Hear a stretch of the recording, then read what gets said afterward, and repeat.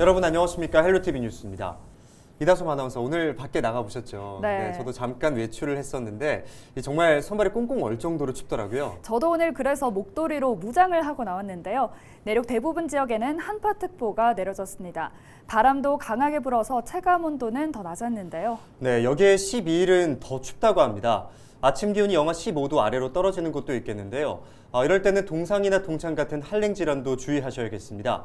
당분간은 강추위가 지속된다고 하니까 귀마개나 장갑 같은 방한용품을 꼭 챙기시기 바랍니다. 네, 그리고 야외 활동 무리하게 오래 하지 마시고요. 빙판길에서 미끄러지지 않도록 보폭을 줄여서 걷고 굽이 낮은 신발을 신으시는 게 좋겠습니다. 미끄럼 방지 기능이 있으면 더 좋겠죠. 네, 헬로티비 뉴스 시작합니다.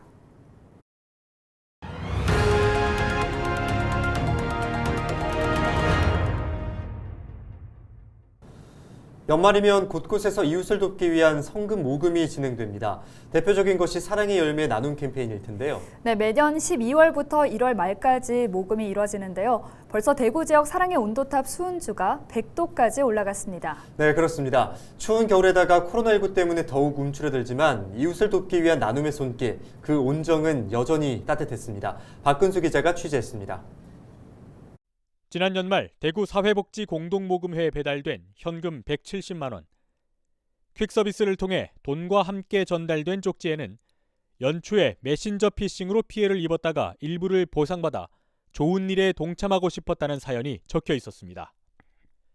그런가 하면 평소 폐지를 주어서 판 돈으로 생활하던 70대 할머니가 본인보다 더 어려운 사람들을 위해 써달라며 10만 원을 기부한 사례도 있었습니다.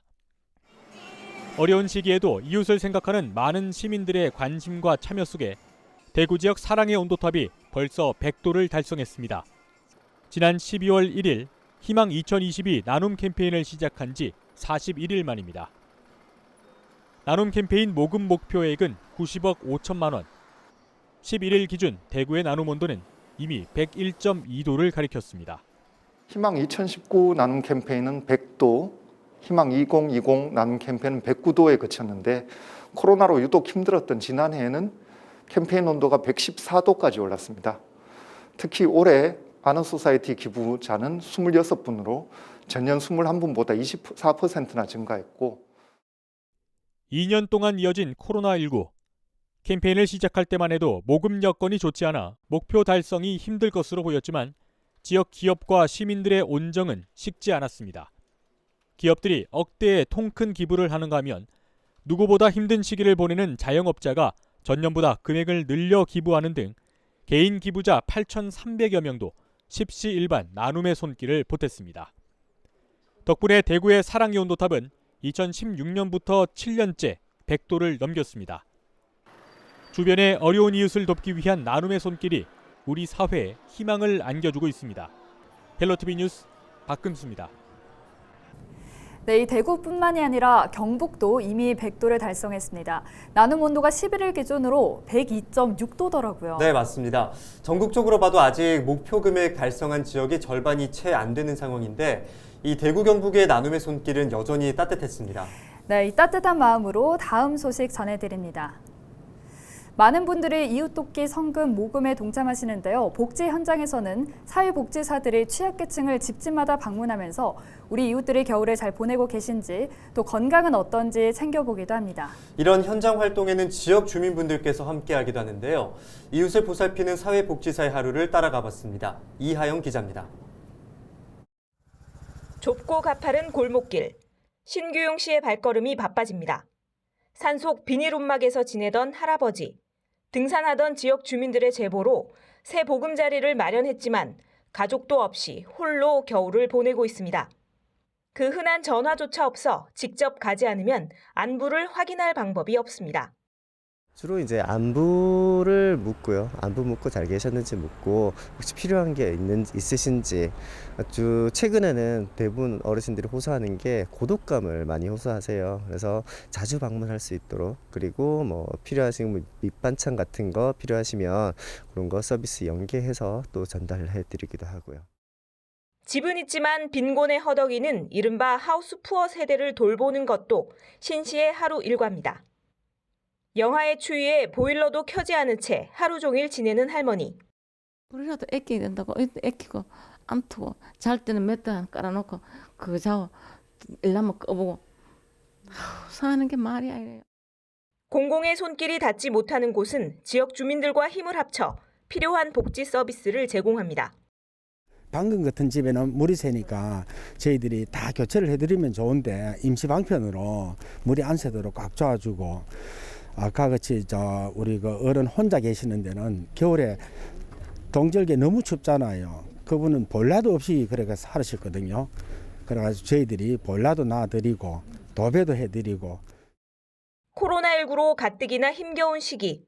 한파는 매섭지만 따뜻한 보살핌의 손길이 있어 겨울을 나는 힘이 되고 있습니다. 헬로티비 뉴스 이하영입니다.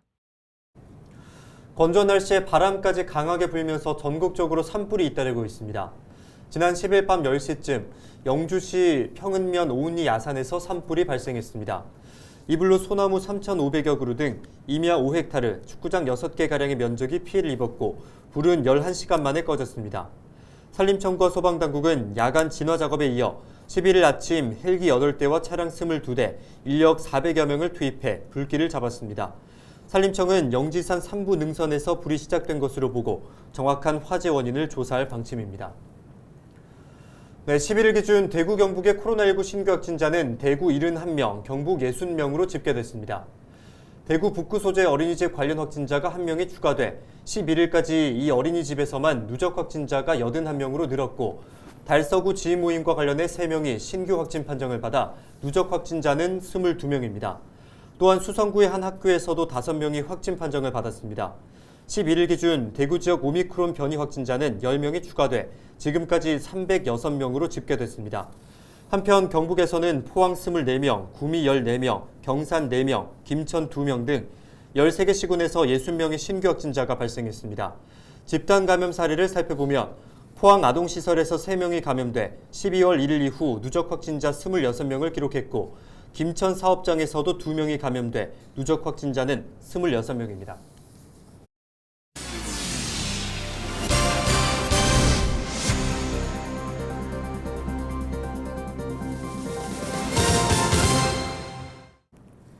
경북 군위군의 대구 편입 법률안이 국무회의에서 의결됐습니다. 대구시는 경상북도와 대구광역시 간 관할구역 변경에 관한 법률안이 11일 국무회의에서 의결됐다고 밝혔습니다. 이달 중 법률안이 국회에 제출되면 다음 달 3일 개원하는 국회 임시회에 상정될 것으로 예상됩니다. 국회에서는 소관상임위원회인 행안위 심의와 법사위 심의를 거쳐 본회의에서 통과되고 공표되면 5월 1일자로 대구시 군위군이 돼 편입이 마무리됩니다.